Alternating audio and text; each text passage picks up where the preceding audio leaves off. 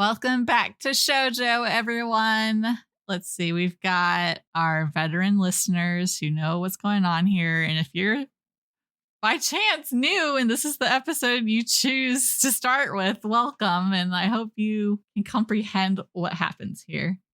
Or maybe you're just here to support us. Yeah. Well, there's only 2 episodes this time, so you're not getting the full experience of the 3 episode skip beat. That's right. Recap. Yes. Slash discussion. Nearing the end of Skip Beat. Next episode will be our last coverage of it. So we'll have to enjoy our remaining time with Kyoko and Ren and the gang. I'm your host, Sarah, joined by my friend Joe. Hello. Joe put in the Joe and Shoujo. I'm showing Joe. Shoujo. That's right. And yes. So we'll get into that. But first, boy, oh boy, do we have stuff to catch up on. Has anything happened? Has anything important happened in the last couple days that we've been looking forward to for months, perhaps? Years? Yes. Dragon Age The Veilguard. I feel like they could drop the though. It's the Veilguard, which is dumb. So whatever. I've been calling it Dragon Age Veilguard because that sounds better. But yeah, it came out. What's today? It came out on the 31st. I did. Let's see. I think Halloween. I had so that's what I did. I stayed at home alone, playing Dragon Age, streaming. I did, I think, a 31-hour stream, of which I did sleep for part of it. I slept in longer than anticipated, in fact. But I am liking the new game. Like, it's the best combat out of the series so far, because I think it's unfortunate that it's coming out like not that long and Baldur's Gate is still in the minds of a lot of people. So like Baldur's Gate is a much more like classic kind of RPG experience, whereas this is a bit more like more consumable probably for people, more approachable. So is this the game where that was the big departure? Like, is this where they started being more like action RPG as opposed to like turn-based kind of thing? Because I played Origin a little bit and that was more turn-based. Yes. I mean, so for the most part, I don't remember if Dragon Age 2 had this, but for the most part, Origin and Inquisition, you could either play it where you like did time-based attacks where you like pause time, assigned actions, and then play time, and they would play out, which I never did because I wasn't ever playing at like a hard enough difficulty where that would have been worth it. But none of them, no Dragon Age game has ever been like the same as the previous entry. They've all been very distinct games. So I think the first one came out in 2009. It's 2024 now. And the biggest gap was between Inquisition in like 2013 maybe, and then now Veilguard. So which is good because like when they did Dragon Age 2, they only had 2 years to do it from Origin, which, you know, resulted in some issues there, but I still enjoyed it. Inquisition, I would say, is probably like some things are improvements. Obviously, like a newer game will have like better visuals and this and that and better character creator and stuff. But then it's like a very tedious game to play because it's like right after Skyrim came out. So BioWare, for some reason, trying to do open world. They did this with Andromeda as well. Oh, God. I hate that so much. Yes, where it's like, it's not fully open world in the way that some people like. So it's not fully that, but it's also taking away from what their player base wants, which is a more like narrative focused game. So like I only ever played through Inquisition twice, the very first time and then my replay right before this one, because it's such a pain in the ass to play because there's so much like side crap and like collectibles and shit. And so this so far I have played about 26 hours of Veilguard. But yeah, so gameplay good. World exploration a lot more focused. Even when it's not like the main plot, it feels like it is related. So it feels like everything you're doing has value. And now, oh my God, Lucanus, the guy that I thought I was going to romance. We're not at that phase in our relationship yet, but he is hot. Yeah. So, oh man, I'm excited for that.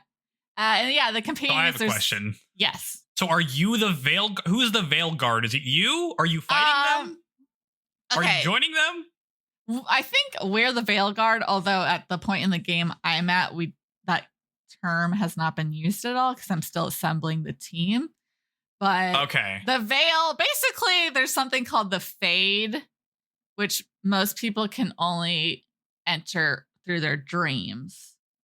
But the Fade is like, yeah, but the Fade used to be what the entire world was like, with like demons and stuff like that. But then this one, or this thing happened and that got closed off. And then the Veil is like the protective barrier around the Fade. So it's like an in-between world kind of. And then there's like the reality that everyone knows. So you're maintaining the separation? Yes, because then basically if we go back to Earth, the Fade takes over, demons everywhere, everyone's gonna die pretty much. So like that's what we're so is fighting. It just like demons are bad, like uniformly? Like there aren't ever like any cool demons? There's spirits. And then demons are like corrupted spirits. So because also there's like spirits of wisdom or spirit of chaos, and so like some of them are more likely to turn. But so that's like what we're guarding against. And yeah, I'm playing as an elf rogue from the chat because you get to pick factions as like part of your origin as a character. Because each companion you have is from a different faction. And those factions are like groups that you'll have to like build relationships with and stuff like that. And so it's like cool. Your character gets a bit more, background story to reference and use those ties in conversation. Yeah, my character, super cute. You saw her last night on my stream. I'm quite huge pleased. Bow. Yeah, huge bow and arrow set. Enormous. What are we in, Monster Almost Hunter? As tall as yeah. you. Yes, the bows are a little bulky. I don't like the way they look. But I've only found a few. And luckily this game has where if you find something, you can then use the appearance of it, even if it's not what you have equipped. So like lots of like considerations for players to look the way they want, not limited by the stats of equipment. And like the equipment system is way better because now you don't have to like sell equipment. Like basically once you acquire equipment, if you acquire more of that same one, then it like levels it up. So okay. You don't have to worry about like constantly selling a bunch of stuff you're not going to use. Your companions. And so like it just feels like there's a lot of quality of life things in this that I appreciate. So I'm assuming some people will like bash this game just because it's EA, even though in my opinion it is an improvement upon Inquisition. But I'm hoping it does well. It seems to have done pretty well, right? I wasn't streaming it and that's true. It seems popular. Well, because it was kind of like a make or break, right? As I've mentioned that with Anthem. BioWare made this game Anthem. Oh, I don't even want to think that was reality or they made that, but like a total flop because EA wanted like a cooperative multiplayer, blah blah blah. So BioWare is the one they tasked with that. That turned out bad because that's not what BioWare does. So BioWare has been like on, treading water for some time, especially because before Anthem, it was Mass Effect Andromeda, which a lot of people is like mixed because it had the same issues that Inquisition had, where it's like an open world, but like not one that I really want to spend that much time collecting random things for. So I think it's an improvement, and hopefully people have a little bit of faith restored in BioWare because they are doing another Mass Effect game. So hopefully that is a big improvement as well. It's tough because Mass Effect still holds up. Like, it's a great game. So it's kind of like setting yourself up for failure, trying to make more games in a series that people love so much and don't want the reputation tarnished. This is kind of the problem video games are in a weird state, like, as an industry right now. And I feel like a lot of studios are doing like sequels after a long time. Mm-hmm. And I don't know, like, did you finish the Life is Strange sequel? No. I will get around to it eventually. Okay. I've heard kind of mixed things about that game. And I know that studio actually got shut down or something by Sony recently. Oh, God dang it. Based on something. I mean, again, like, sometimes stuff, like the studio that made Hi-Fi Rush, they made a critically acclaimed game and then got shut down anyway, right? So it's like, none of this stuff is really linked to how successful you are. It's kind of just a huge mess. So it's hard to know. That being said, coming back and doing like quality life improvements, because that was really the issue when I played Dragon Age Origins or whatever I played. Yeah. Was like, there's so much inventory management and all this other stuff I just don't care about. And like, I also personally do not like open world games because I feel like it just fills it with a lot of stuff that you end up having to do, which is mostly just a waste of time. So it sounds like they knew what they were doing with this game, at least, or had like a vision of what's supposed to play as. Yeah, it does feel like the pacing feels different. So it's like constantly like turned on. Like, there's not, I don't know. It just feels like everything is propelling the plot. So it's like there's no like, okay, now I take it easy, blah blah blah, which I guess I'm just used to. Like, okay, now this is the part where so it's like back to back thing. Kind of. I just like, yeah. I mean, so there's been no lulls so far. There's no like, oh, this part was boring, blah, blah, blah, which is good. It's also giving me anxiety though. Cause like, I'm like, am I just burning through this game? Like how much time do I have in this game? Yeah.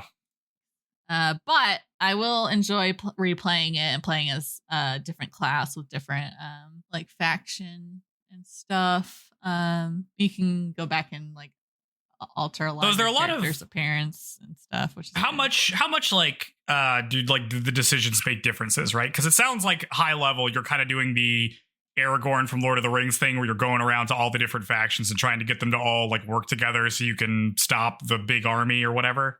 Is it kind of like that? Yeah, kind of. So, well, because you have your companion and then basically you recruit every companion and then you like establish a connection with that companion's faction. And then there's like levels of trust, or, you like, there's different elements that increase like your standing with that faction, such as like upgrading their merchant and, doing quests within their region. And then like, I just had to make a decision that was like sucky either way. So it's like, I had to weigh out like what companion is going to be affected and what faction, because basically I had to make a call where it's like, okay, I can only save, or I can only help save one thing, so whichever one I don't pick is going to be like rough shape afterwards. And so I like have a significantly lower standing with the group I didn't pick now, and the character from that faction in my party is like not accessible now because she's busy like trying to help fix things in that area that got ruined. So and she's like, she has a state called like hardened now, where I think she's like distrustful of you, and like, so certain abilities that are healing she can't use on me now, but like abilities that would be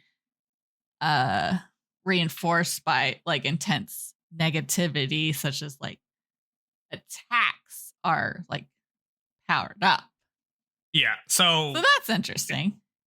So does it mostly seem like, I mean, I guess you're not at the end of the game, but does it mostly seem like the faction stuff is more about how your companions interact with you? Like, is it more personal stakes, or does it seem like if you mess up the factions, you're not going to win at the end? Like, you're not going to be able to. I'm assuming it's something like that. Like in the very first Dragon Age game, you, as a Grey Warden, you're like calling on old alliances to fight the Blight. And so depending how it goes, like you'll have different people fighting in like the final like battle, whatever level. But I'm assuming it's something like that. Like it doesn't like alter the state, because like this is the Mass Effect thing, right? Like in Mass Effect, you have to do a similar thing, but it's all about your companions and like your companions getting closer to you. Like you still fight the last battle no matter what. It doesn't really matter who you've aligned with, like story wise at the end, because it all ends the same way. Yeah, I'm not sure. I was just wondering, like the area if there are stakes, like environmentally, there's changes. Like the area that got hit hard is like I'm having to find travel points and stuff because the landscape has been affected from the destruction, and so like the world itself has been affected by the decisions, and I don't know. We'll just have to see. I was just trying to do all the side quests that I can first before I do any plot stuff. So I think I'm just doing everything right now at this point. Okay. Yeah. So I'm not as far in the story. Okay. What were you going to say? I was wondering, like, are you making decisions based off of like which companions you like and want to like get to know better, or are you doing it based off of like actually coalition building? Like, I don't have any artillery guys. They have all the artillery. I should be prioritizing those guys, even though my companion wants me to do something. Like, is it that kind of like role-playing, or is it all just like, no, this guy's cool, so I'm going with them?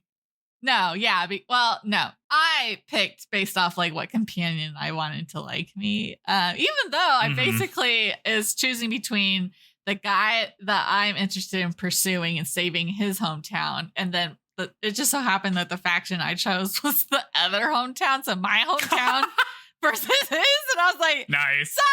Sorry, pass. I got this hottie that I gotta pursue. Oh wow. So now my faction that I'm originally from is like, how could you do this to us? Like, oops. Have you considered being down bad? But in my defense, it was like, okay, it's like, okay, this is a merchant city and they don't have like a militant force to protect them, versus the other one. They do have like almost, I'm from like a vigilante group, and there's like the reigning government is like powerful mages. So like in theory, they have more defenses than this one that's more civilian. Oh, so it's their fault. Like they just, how come you guys couldn't defend this? This is like your whole deal. That's right. We both have the same task at hand. I don't know. But also they kicked me out. Yeah. Whatever. Like, well, they couldn't defend themselves anyway, so who cares? Yeah. You know? So yeah, like certain characters are now injured and like. Okay. Yeah. So it affects that kind of stuff. All right. I was just wondering about how that played out. All right. Well, that's cool. So I'm glad you're enjoying it. Liking it. Right now I'd give it at least 8 out of 10. Maybe 9, but so I'm really enjoying it. So yeah, that's what I've been up to. How about you, Joe? I've been also playing video games. I've been playing the Callisto Protocol as like one of my scarier games, which is like a space horror game. Because I love space horror. I really liked Alien Isolation a lot. I liked Prey a lot. Space horror is good. This game is very like cinematic. Like they did the thing where, you know, they like scanned an actor's face or whatever. So it's like there's a lot of good cutscenes and things like that. Gameplay wise, it's a little confusing to play. A lot of the game is, I mean, you know, it's like a inventory management kind of horror game, right? So it's like you have some guns, you have like 6 inventory slots, you can carry ammo, you can carry health items, you can carry valuable stuff you can sell to upgrade your weapons and things like that, right? So you're always kind of doing these trade-offs. That being said, they really minimized the HUD, right? So like you can't see like your health very easily, or like it's on the back of your neck. It's like they're more like in story kind of things there, and not a lot of like icons and things that show up, which is nice cinematically, but also makes the game kind of hard to play because it's not that clear when things are attacking you. And the camera's like, it's third person, right? Like over the shoulder, but it's also kind of close to you. So I will just get hit by stuff outside of the camera view, and I can't exactly turn the camera really quick. So it kind of feels like a mess to play a little bit. And not in like the early games like Silent Hill, it's like the limitations were kind of advantageous to the feel of the game.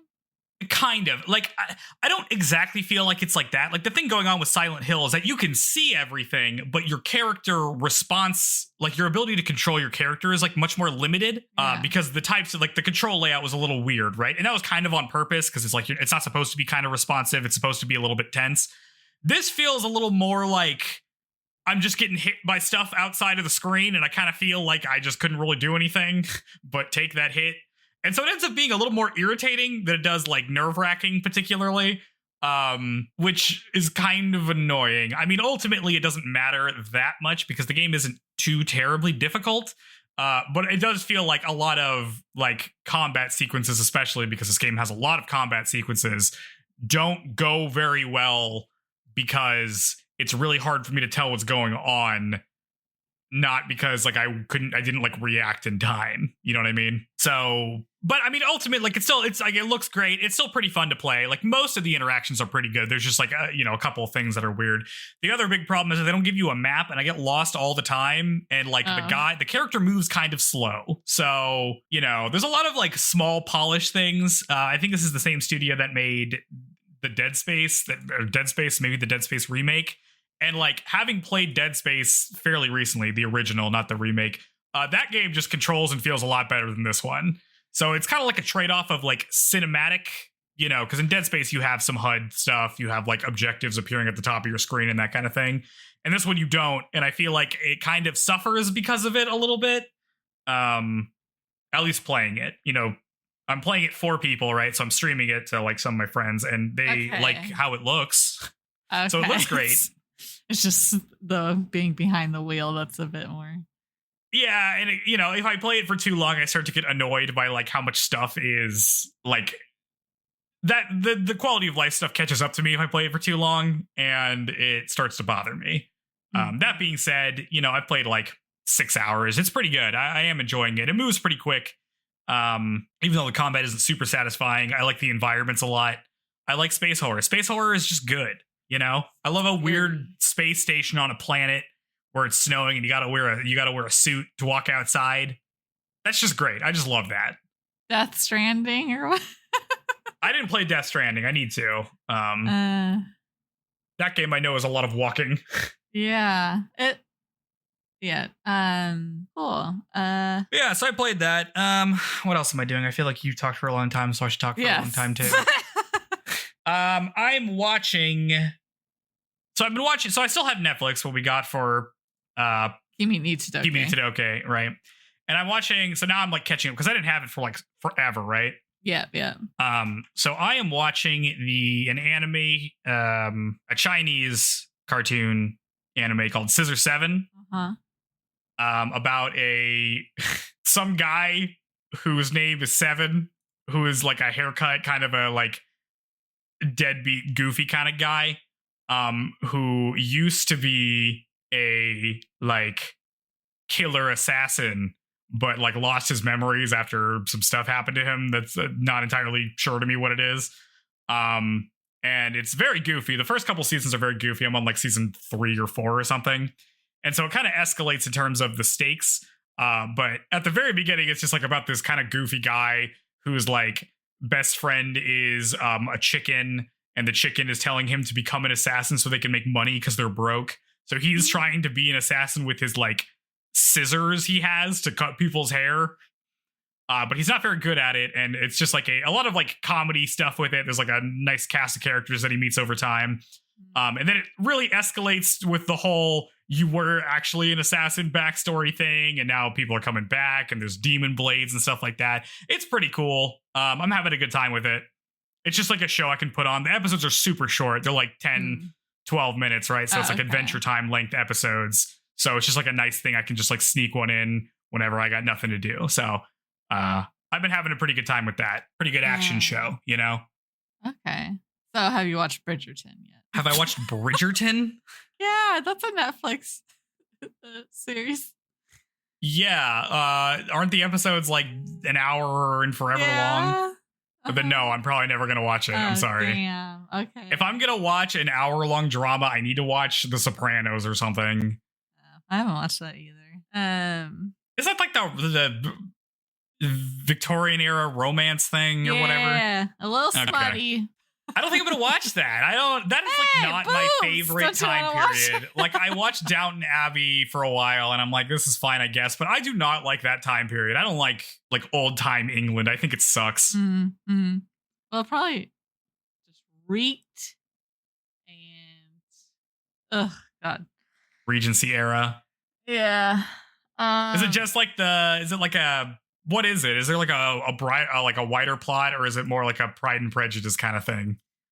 Well, I haven't consumed any Pride and Prejudice stuff, but basically there's like this big family and each book is like focused on a different member of the family and their love story kind of. And so like there's a fun family dynamic and then like kind of subplots that arch between the seasons and hot people and I don't know, it's like it's not traditional, right? It's not like a bunch of white people running the show. It's like a more I guess like open-minded like setting than like reality.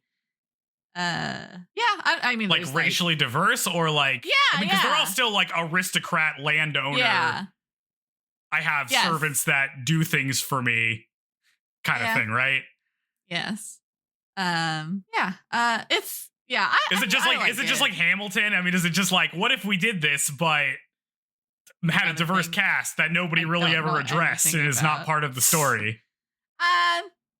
No, it kind of is addressed. The queen is black and she kind of her ascending to that role caused a lot of this to happen because she married into the family, and so when she became the queen, then that opened up more opportunities for people like her. Okay, but is that like a plot point? Like, are we going to talk about race relations here? Or is it just like we're starting off where it's cool that black people are in power?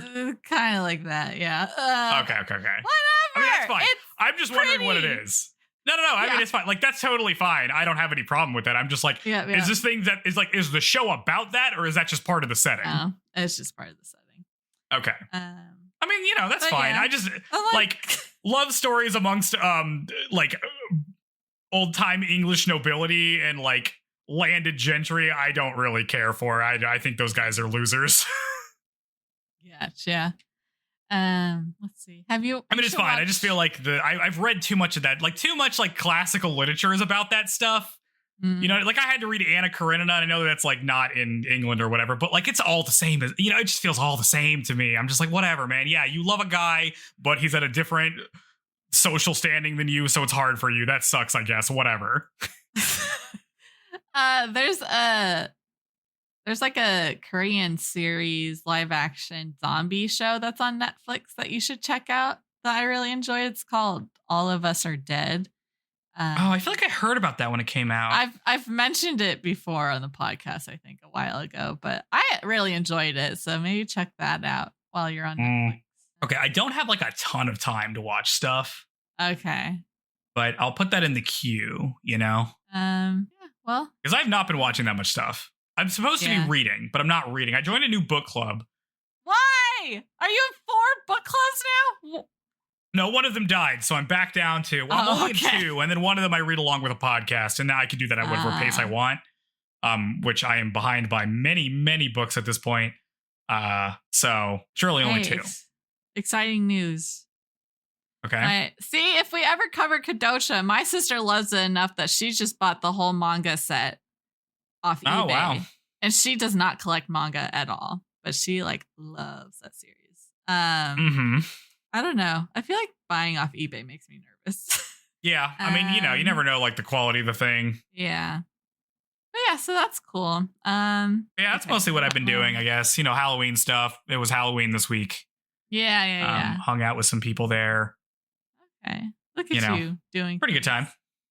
Yeah, I did absolutely nothing for him. Not a single trick or treater, luckily, because Cricket would have lost her mind. Okay, Moxie and my cat is here. I'm freaking. My eyes are just. Yeah, tired. we did a 30-hour stream or whatever, right? So you're in recovery mode. I've got like one bloodshot eye, and as soon as we're done with this, I'll just play more Dragon Age, and I'm like, my eyeballs are gonna fall out of my head. You don't want to recover a little more? You're gonna go right back into it? Yes! Oh, sorry, Moxie. Okay. Scared my cat.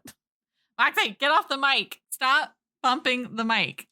Okay. Well, I guess we can get the show on the road, huh? Let's talk about Skip Beat somewhat. Yeah. So we got 2 episodes for Skip Beat today.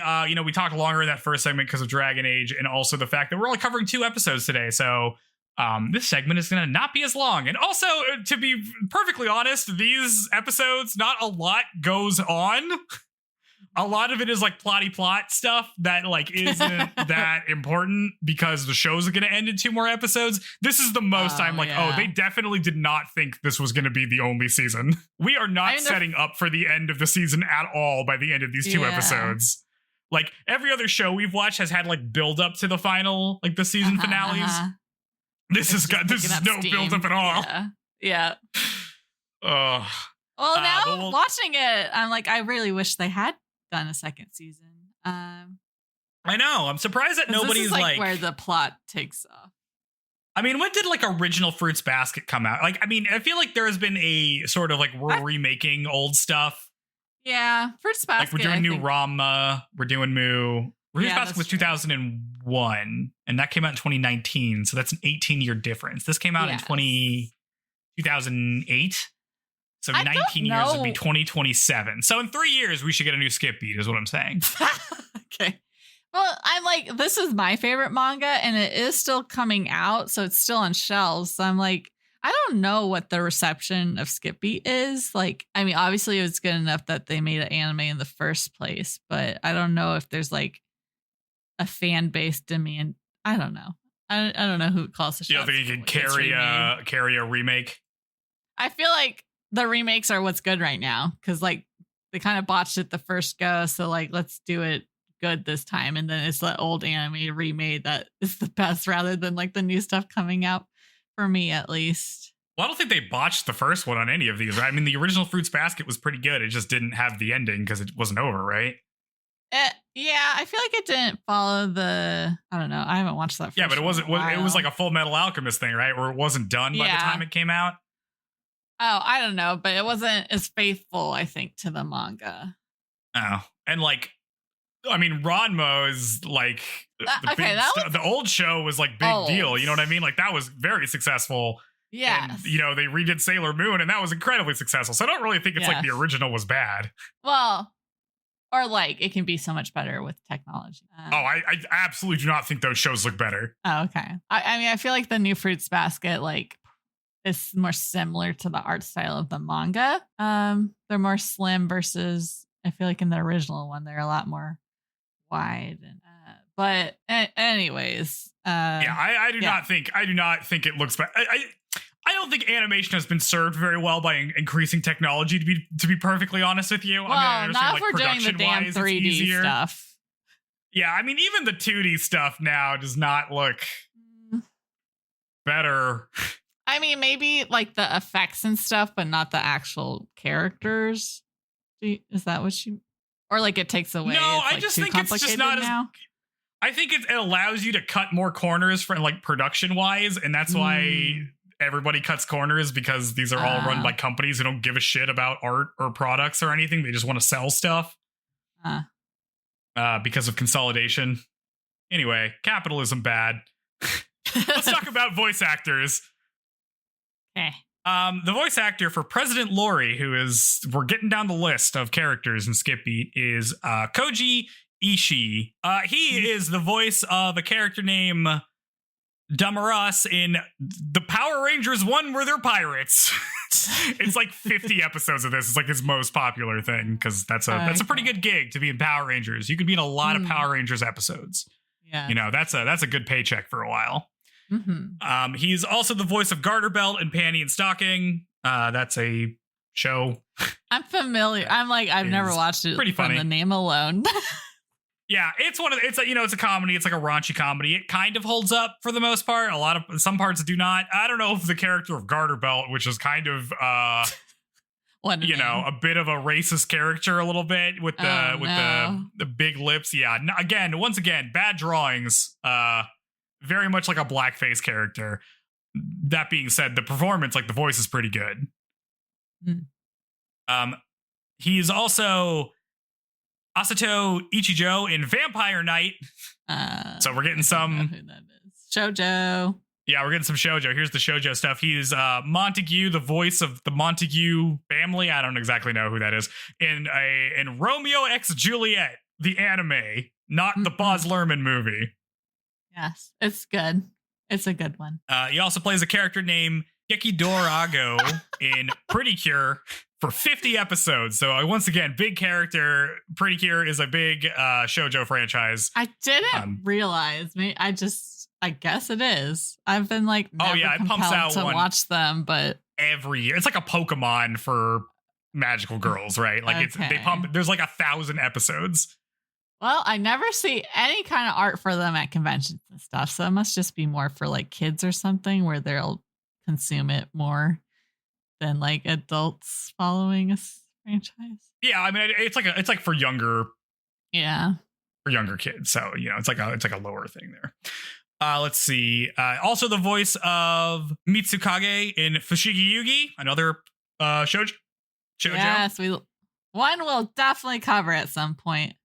Amazing. Love you, Watase. And for me, he is also the voice of Blex in the Zeta Gundam second movie, the new translation that they did in 2005. There we go. We got some Gundam in here. Woo. All right. Okay. So that's President Lori's extremely deep voice. It's so deep. It's so deep. He does not really make an appearance in these episodes, though. No. All right, so Skip Beat Stage 22 is called The Day the World Shattered. We pick up right off where we left off of last week. Izuka has quizzed Kyoko on her character Mio's reasoning for hating her cousin. Kyoko doesn't quite know the answer, and Izuka says that she isn't up for the job. Okay, then we jump to the future where Kyoko is filling Yashiro in on what happened last episode. And also we learn what happened after that moment, which was that Ren vouched for Kyoko, saying that she will figure out the character soon. She talks with Ren about the character of Mio, and Ren seems to think that she's on the cusp of a breakthrough, but Kyoko does not seem so confident about that. Yeah, I like this scene where she's like, this must be some new form of bullying. Like putting much pressure on me to come up with this. Yeah, now supportive Ren is stressing her out as opposed to antagonistic Ren. She tells Yashiro that she thinks he's just messing with her, but Yashiro tells her that that's not true. And that Ren is helping her out because he's in love with her, which he just says out loud. But Kyoko is deep in thought and isn't listening to Yashiro at all. So, okay. This isn't really how you wingman. I don't know, like, you're being you're being too direct about this, dude. This is not how you do this. Mm-hmm. Kyoko compares her life to the character of Mio. Mio is gloomy and has had a tough life despite being a rich girl. Her parents always considered her lesser than her older sister, and her older jealous sister once pushed her off of a cliff, resulting in a scar on her face. However, despite the fact that her life is sad and she's gloomy, her cousin Mizuki has had an even worse time, but is often upbeat and happy despite everything that's happened to her. Kyoko realizes that Mio is envious of Mizuki's positivity, which might be fueling her hate for her. Kyoko's like 95% of the way there on like figuring out Mio as a character, but just can't put it all together. She looks into a nearby fountain and sees the makeup scar on her face. She has a revelation and has figured out the character. We cut to a frazzled Yashiro bursting into the chute to tell Ren and director Ogata that Kyoko has run off. He explains that she had a realization and then just like booked it out of there. She's like, I'm going. Izuka hears this and thinks it's because she's an amateur. Ogata is worried about the shoot, but Ren reassures everyone, saying that she'll be back if she's really figured out something. Yeah, I was like, Yashiro, I feel like you're like not setting Kyoko up to look good here. Like, dude, keep on the down low. No, Yashiro has no chill these episodes. He's really acting like a rube. He does not seem like he would be a particularly good manager here. Like a what? A rube? Yeah. What does that mean? Like he doesn't know what's happening. You know what I mean? I don't understand. A rube, an unsophisticated country person, a yokel. A yokel. He's acting unsophisticated, like he's never been a manager before. You know what I mean? Gotcha. Okay. Like it's his first day on the job. Ogata decides to believe in Kyoko and continues with the shoot without her. He suddenly has hope that Kyoko could be the thing that distinguishes his version from the original show that his father made. We cut to Kyoko. She feels bad for ditching the shoot, but says that once she figured out the character, she wanted to go act it out right then and there. She's thinking about this a while loitering in front of a hair salon. 4 punk-looking dudes come up behind her and are like, hey, you either need to go in or move out of the way. And then they like physically move her out of the way. Kyoko gets into character and confronts them as an angry rich girl. This was weird. Yeah, this is my take. They said some horrific things. Yeah, these are like punk, like, I don't know, like motorcycle-looking punk dudes, you know what I mean? Who were like mean. Yeah, they were like, come over here, I'll rip your skirt off and pull your panties down. I was like, oh my God. Okay, I don't remember that, Christ. but okay. They said that, yes. Okay. Yeah, weird. It's awful, yes. I don't know why this happens. This never comes up again. I don't know why this scene is even here. It's just to like prompt her to get into the role right away. To get into character. Okay. Yeah. Bizarre. Yep. We then cut to some extras speculating on whether or not Kyoko will come back. Kyoko passes them in the hallway, but they aren't sure if it's really her or not because she has a different aura about her, and also she looks different. On set, they finish up a scene, and Ren walks out to see Kyoko sitting in a chair and is surprised to see that she has dyed her actual hair black like Mio's. Like, she's not wearing the wig. She went and dyed her hair black at this salon. Ren and Ogata are like, Kyoko, did you like dye your real hair? And Izuka says that she can't hide the scar with Kyoko's short hair, so like, I don't know why you did this. Kyoko doesn't say anything this whole time. Ren bends down and reaches out to her, but she swats him away and glares at him. Ren declares that this is Mio sitting before them because Kyoko has gotten into method acting. So here she is, method acting. Here we go. Ogata thinks about Kyoko's Mio, like her interpretation of it, and decides that she might be the thing the show needs after all. Izuka is less convinced. We get a flashback where Ren vouches again for Kyoko, saying that, you know, while her version of Mio is different, it might be worthwhile to let her try. Izuka has had enough of this and starts calling Kyoko Mio to get her to like interact with her because Kyoko is ignoring everybody who's calling her Kyoko right now because she's method acting. Mio is annoyed, silently walks up half a flight of stairs and then turns around so she's like physically above Izuka and then starts talking to her. Yeah, so she can look down on her like physically, which is very funny. Kyoko and Izuka act out an improv scene together while Ogata thinks about the changes in the character that Kyoko has made. She has made Mio more prideful and confrontational. Ogata is so taken by Kyoko's performance that he physically collapses. He says he thought she was being too intense, but now he thinks it'll work out because her characterization is internally consistent as we cut to credits. Yes. You keep saying method acting. They don't refer to it as that. It's just more so that like you're so in the role that you become the character, but like... Yeah, it's like immersive. I mean, this is what method acting is, right? You like... I guess so. But they kind of show it as like, or in the manga and stuff, her little chibi, it's kind of like a little soul that comes in and out of her. It's like, oh, Mia's soul is like left her as she's, and then like comes back. And so they almost make it seem like she's possessed by the role. Yes. Yeah. What'd you think of this solution? I mean, it's fine. Yeah. It's fine. I don't really have a lot of thoughts about this episode. She dyed her hair black. She did dye her hair black. I think this is, I mean, she doesn't have any other roles in anything, so I guess it doesn't matter, right? Because, like, she's still the chicken, but that's a chicken suit. That's her only other, like, consistent gig. So I guess this is fine. I don't think she can do this every time, you know? No, yeah. Yeah. Goddess frail. I don't know. I mean, this whole episode does not feel like a really... I didn't learn anything about the characters in particular. It's just like about what's happening in this arc. The role. Yeah. It's just about the role. So it's like, you know, it's fine. Like, yeah, she's doing method acting. That works for her. I mean, it's like Ren said, this is her first time creating her own character. So I guess, yeah, as far as her like acting career. It's a moment, just not like as an individual. Yeah. Yep. I mean, she's being dramatic an actress. Titles. These episodes have very dramatic titles. Yeah. It's what? The World Shattered or something. Oh yeah, it's and what was it? The Day the World Shattered, which is okay. Excessive. Very dramatic for what's happening here, which is basically just like Kyoko has a different take on her character Mio. Mm-hmm. And goes for it at 110%, the same way she goes for everything, which is like, that's good. Yeah. I don't have any deeper thoughts about it, though. Okay. I mean, the other thing that's really happening here character-wise is that Ren keeps vouching for her. Yeah. So, and even Ogata is like, okay, something's up with those two, with how much she's chiming in on her behalf. So... Yeah. I mean, that's kind of the biggest thing, which is, I mean, he really believes in her, which is good. Yeah. Even though it's the first time they've ever like worked together on a project. Yeah. I mean, she did do that one little test in the kimono tea ceremony thing for that one movie he was in, but she was not a peer of his at that point in time. Yeah. And now she is. Yep. That's all I really have to say about that one. Should we go to the next one? Cool. Yep.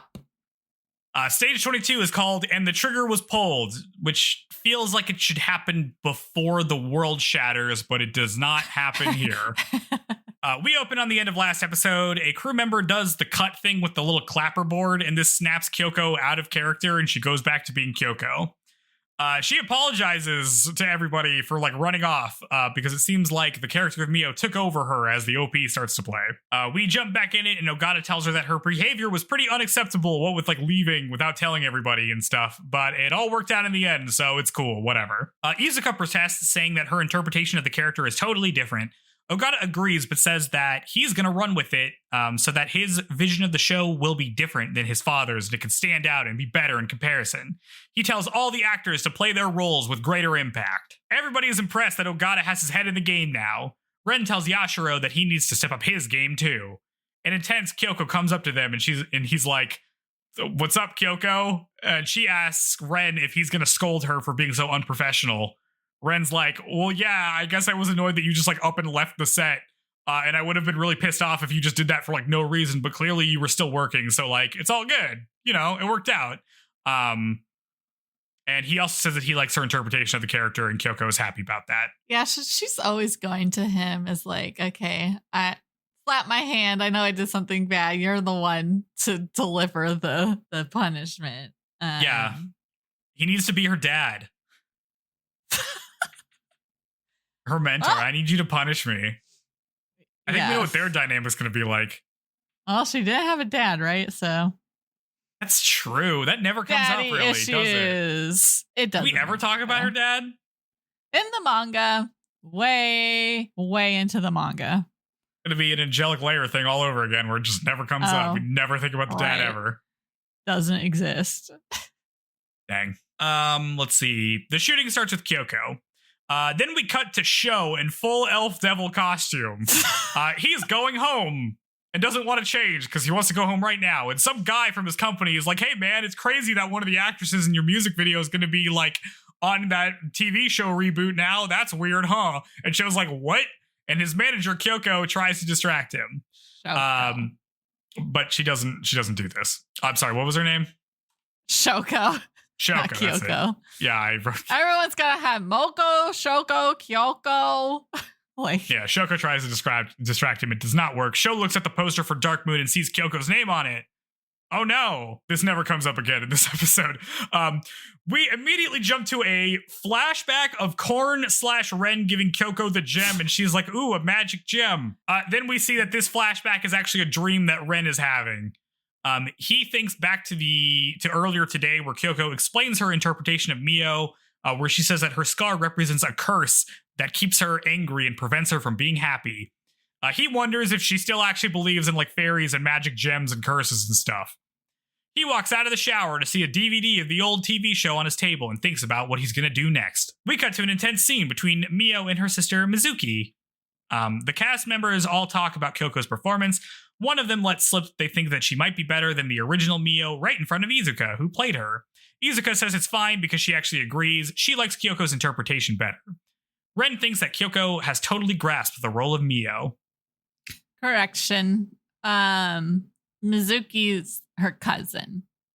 Right. Sorry. Yeah. Masao is the name of her sister, which we don't really see. Who doesn't? Yeah. So much of this episode is like about the story of this thing, but like there's only 2 more episodes left. So I'm like, I don't feel like I really need to recap this. Like it kind of doesn't matter. That's true. Yeah. Let's see. Kyoko and Ogata. The scene ends and Kyoko and Ogata walk over to Ren. Ogata thanks Ren for showing up on time because he had a commercial to record earlier today. Ren says he's all good because he ate on the way, so he's ready to go. And Kyoko accuses Ren of eating poorly and gets mad at Yashiro for letting him eat so poorly. The actress for Mizuki sees Ren and Kyoko talking. Her posse is jealous that Kyoko gets to spend time with Ren, but she is wondering if Ren, who has like a reputation of being like an intimidating co-star because he's like so good at acting, just hasn't really been acting for real yet because she's so far pretty underwhelmed. Mm-hmm.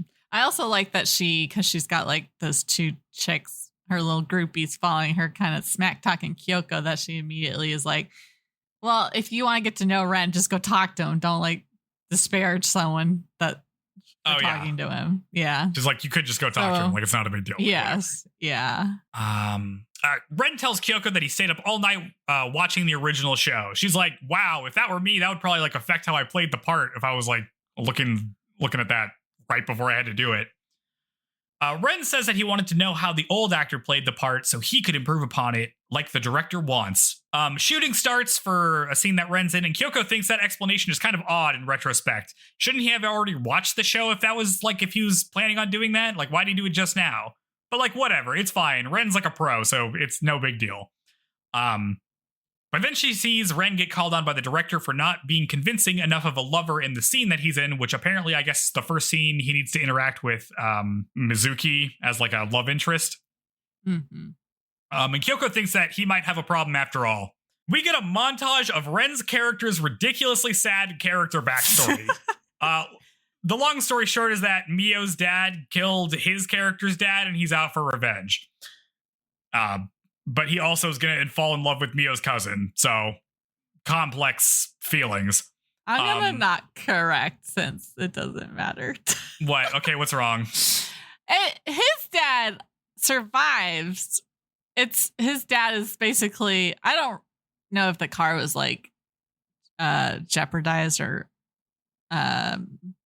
messed with, but he's the driver. So technically his dad is the one who killed her family, but like wasn't really the one coordinating it.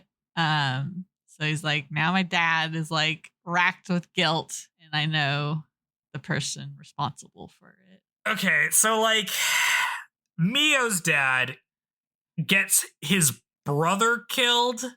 Yeah. Who's Mizuki's like dad. He orchestrates it. Yep. And it gets pinned on Ren's character's dad. Yep. Because it's a car crash and he's the driver. But Ren somehow knows, or Ren's character somehow knows that this was a setup and is now trying to get revenge on Mio's dad for what he did to his dad. Yeah, so he's engaged to one of his daughters. So that's a good end to... Wait, Ren's character is engaged to Mio's sister? Yeah. Okay. But he's going to fall in love with Mizuki. His fiance's cousin. Because he doesn't mean to, because he's here on a mission, but then he just can't help but fall for and he's also also their teacher. Yeah. Okay. All right. This actually sounds like a pretty good drama, to be honest. Like, I know I'm saying it like it's very dramatic. Impossible to follow, but it's pretty good. Yeah. It seems like a soap opera, maybe, but like this is some Twin Peaks shit. This is good. Yeah. Let's see. Anyway, we learn all that. It doesn't really matter. Ren's having problems with the scene and has to do multiple retakes. Yashiro is worried because this is really unusual for Ren to have to do so many retakes. Like, normally he just gets it in one. Director Ogata tells Ren that he needs to show more ambivalence towards his love interest, Mizuki, because he likes her, but also her adoptive father is evil and he's getting revenge on his dad. And I guess she's also involved because her dad also died in that. And also he is her teacher. So there should be a lot happening here.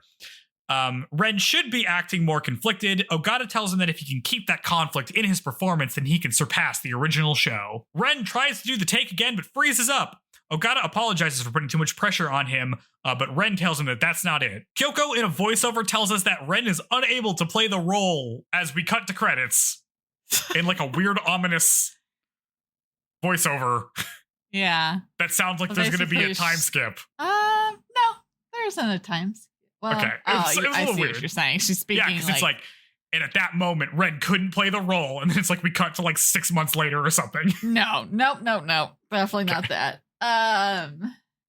But right, she's like admires him so much, and it's weird because she's being praised so much, and she's just a beginner, and now the guy that she looks up to is struggling in his role because he's not a method actor.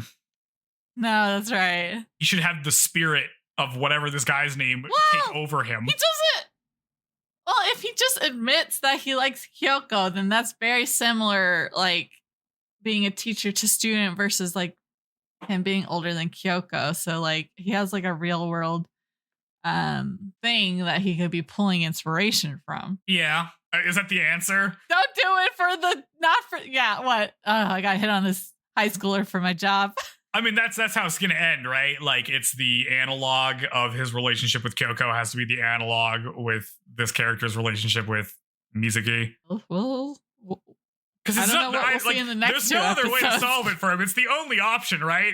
Clearly, he's not able to figure this out, which is weird. Because like, I don't know. Because the thing that the conversation he had with Lori about like not being able to like be a kind of lover is more like when you're in it.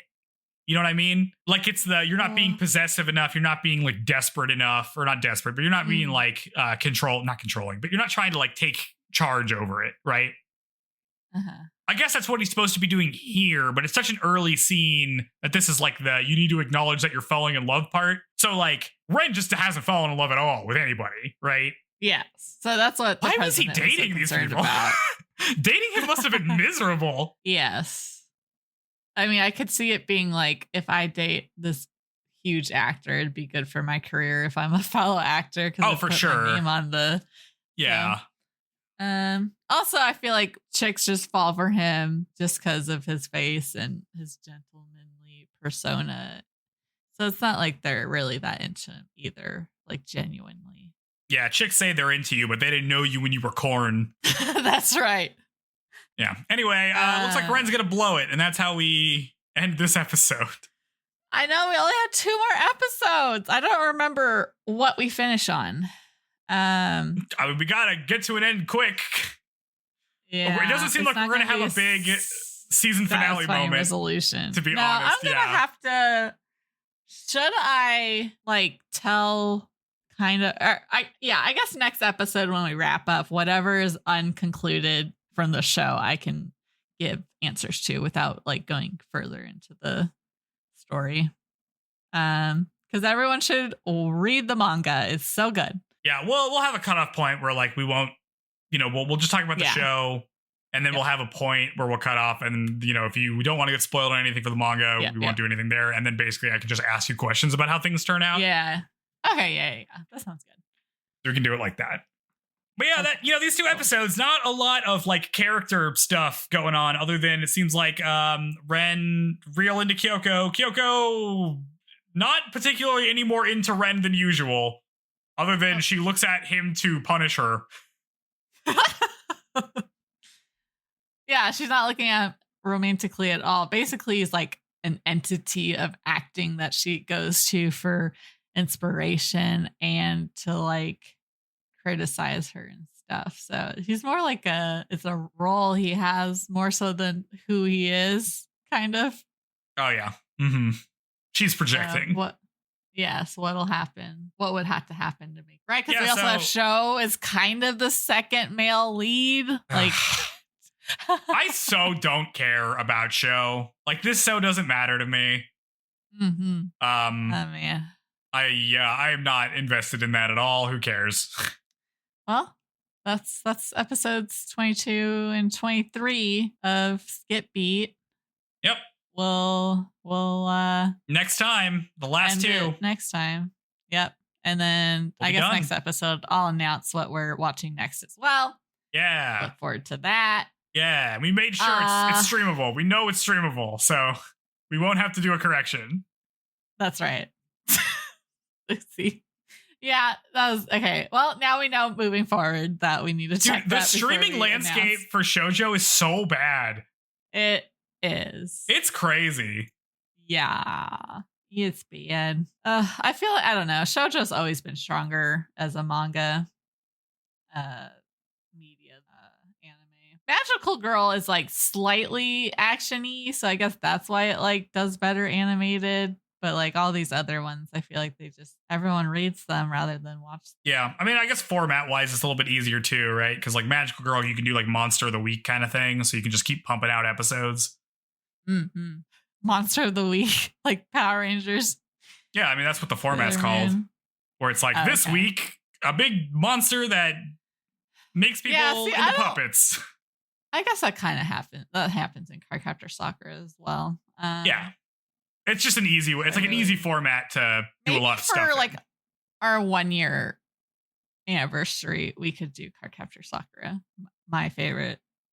I mean, we'll cover it. It's just it's a lot of episodes. I know. Again. I know. It's so good. Well, that one only has like 52 episodes or something. And like 2 movies, which I guess we could do bonus. We would have to do the movies. No, those would be episodes, normal episodes. They're not plot. It doesn't matter. We have to watch the whole thing. Canon. We have to engage with the whole thing. It doesn't matter if it's canon. They made it. You know what I mean? Like, I'm interested to see what they put on the screen. I don't care what's canon. And then, right, because we've been doing this for about 8 months now. So go us. Freaking doing this we're thing. Still going strong. We got a plan. We got some things in the tank. We kind of have a little bit of a roadmap in terms of what we want to cover, or at least like how we want to transition from show to show. Yeah. We're going to try to space it out a little bit. So I don't just make us watch all of the oldest shows of all time. Yeah. And we don't just end up watching shows that are a gajillion episodes. Yes. Long. Yeah. There are 70 episodes of Cardcaptor Sakura. Oh, damn. Okay. 70. It's fine. It's 3 seasons. I mean, we could even do where, because like it is that Monster of the Week thing up to a certain point in the show. So maybe like for that phase of the show, we do more in one episode and then like more dedicated. Oh, yeah. I mean, we might do the thing. We talked about doing the thing where we watch one season of something and then we take a break and watch something else. And then we come back for the second season. Like we did all of Kimi to Todoke in a row because those aren't very long. But we could, for the longer ones, break them. Yeah. Break them up a bit. Yep. So we'll see. But if you guys have any shows you want us to cover, you can hit us up on socials or email us and all that. We'll get to how you can do that in a bit. But first, let's do our recommendations. I'm going to start since I already basically did all the talking for it. I'm going to recommend Dragon Age The Veilguard. Because so if you like kind of quick paced combo combat and you like making your own character that you get to see interacting with the world and have romance and stuff like that, you should check out Dragon Age. I think this one can be standalone. Like you don't have to really know the previous games. It certainly enriches the experience, but you could always probably watch like a YouTube video of like what you should know before playing Veilguard. And yeah, so make me happy, play it. So I was like watching someone streaming it and they called it mid, and then my like cheeks caught on fire and I was like, how could they? Like, I love this game. How could they call it mid? I guess people have different opinions. It's fine when people have opinions about stuff. A lot of people don't like the stuff I like. A lot of my friends don't like the stuff I like, and like they could just be wrong. It's fine. I mean, you can. I don't know. BioWare has made improvements here, and I don't want them to think that they haven't by anyone saying bad stuff. But I think they know. I think they know if their product or if their game is good or not. Okay. All right. Boom. Easy peasy. My recommendation. Didn't give you enough time to come up with yours. How about you do Legend of Korra, since I saw you had your little fire ferret behind you? No, I'm not going to let you tell me what my recommendation is going to be. I already knew what my recommendation was going to be. Okay. Just because I got Pablo in the background doesn't mean it needs to be Legend of Korra. I watched on Halloween, I watched the found footage horror movie Cloverfield for the first time from 2008. Oh, I watched it recently too. I'd never seen it before, and it was pretty fun. I didn't have, I knew a little bit about this movie, but I had never seen it. I'd seen the 10 Cloverfield Lane, which is a much more of like a thriller kind of film, which I do like, but it's like totally different, right? It's not like a monster movie. It's like a totally different thing. So I'd never actually seen the, original movie. And it was pretty fun. I liked it quite a bit. Lots of good like set pieces. The whole time I was watching, I was kind of wondering like, how did they film this? Like, how did you get this kind of camera shot, this kind of thing? It's a fairly straightforward action movie. It's about a big giant monster that attacks New York, and it's from the perspective of some people at a party. And it's like all through the camera work of like amateur, just like recording stuff for this party.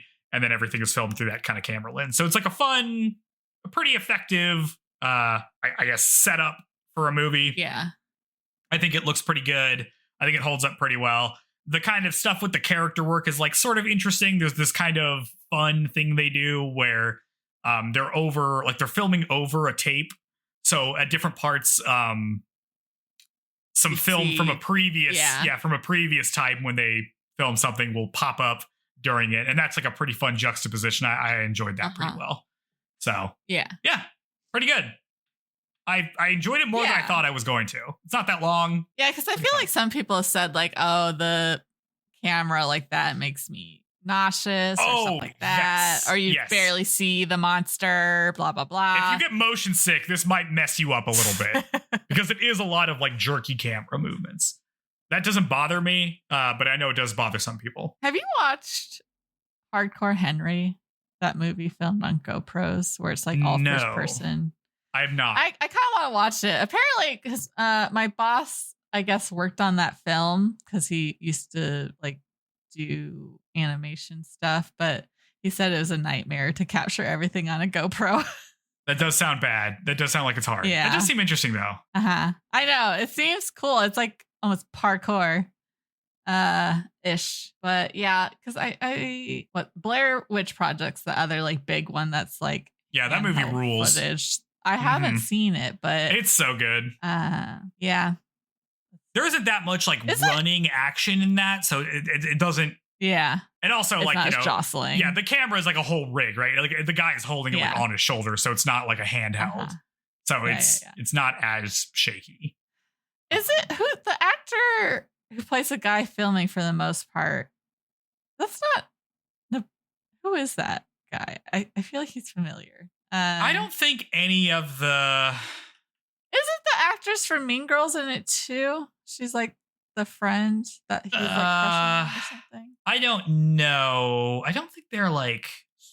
Let me see. Let me look at the actors and see if they've done anything else since then. Because they were kind of. I know, like at the time they were not big name. Yeah. Let's see. But yeah, Donahue. I do like when right, I've made this complaint before. Like you always just see the aftermath of something like this, so it's fun to see like on the streets footage of like what it'd be like to experience firsthand whatever the disaster may be, and like what does the organization of local authorities look like and stuff like that. So it looks like one of the actors is still pretty active. I haven't seen anything on this filmography though. I mean the one who plays the woman, she's retired from acting. According to Wikipedia, she became a medical marijuana grower, which is very funny. And then the other guy was in a couple of things. Yeah, he's also in a couple of things, just not like a huge amount. This guy is in a pretty decent number of things, but I don't recognize any of them. I don't know if he's like in Neighbors. I don't know. He's very goofy. Anyways, yeah. It's this Cloverfield and then Cloverfield Lane, and then wasn't there something else recently? Like there's a third one. The Cloverfield Paradox. Okay, yeah, I haven't seen that. I have not seen that either. Apparently there's another one in production somewhere, so Okay. A franchise that's still alive, I guess. Yes. Well, those are our recommendations, so feel free to check them out. And if you enjoyed listening to us and you want to be cool, you want to be our favorite listeners ever, listen to what Joe's got to say now.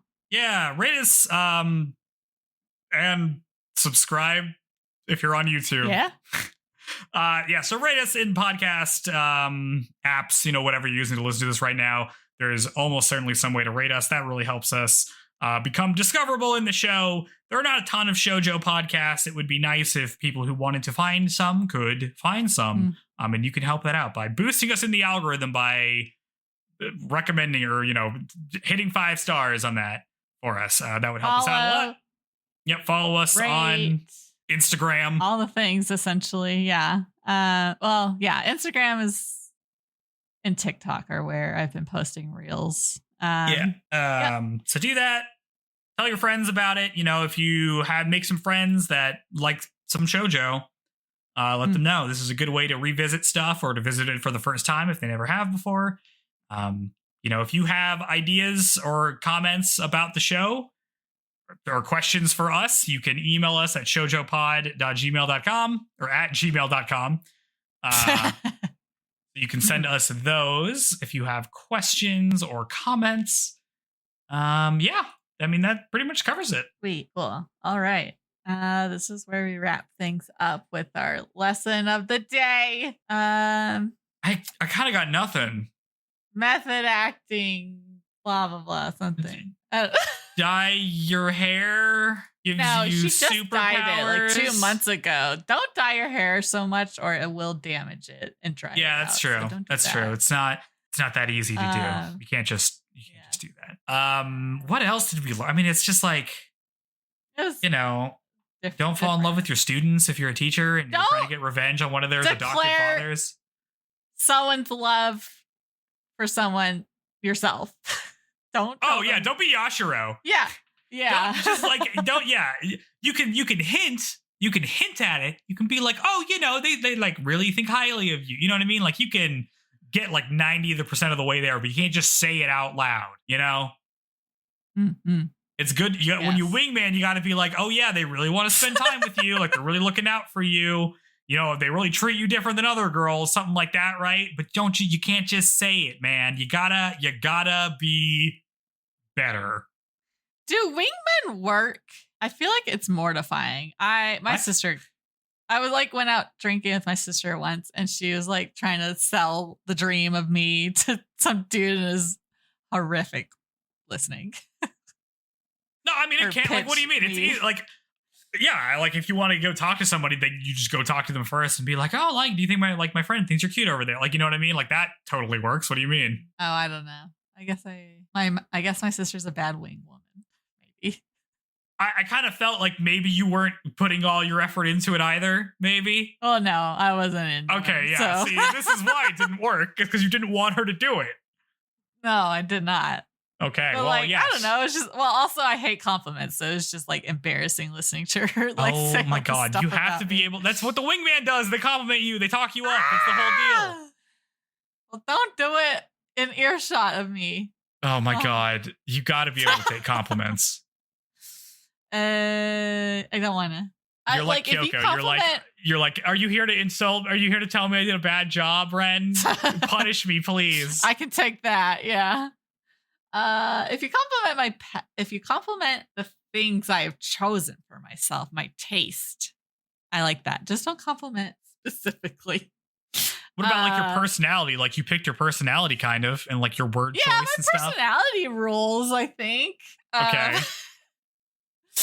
I don't know. It just don't. What, look at Sarah over there. She's got the clean face. She really put on moisturizer. Yes, we're doing video for once, and I woke up, watched the show, and then we started recording. So I was feeling gross. So I have like these face wipes. So that's just wiping my face. You don't like that compliment of me being like, yeah, she cleans her face all the time. So fresh and so clean. No, that's good because that's that's an action I'm doing. Yeah. Okay. Well, Learn to accept compliments. Learn to accept compliments. Don't be Yashiro. That's all. Don't just walk off of set. Don't just walk away from your job during the workday unless you have a plan. Surely they have stylists on hand that could. You just got to be like, "Hey, I'm sick. I gotta go throw up." Don't just leave without telling anybody.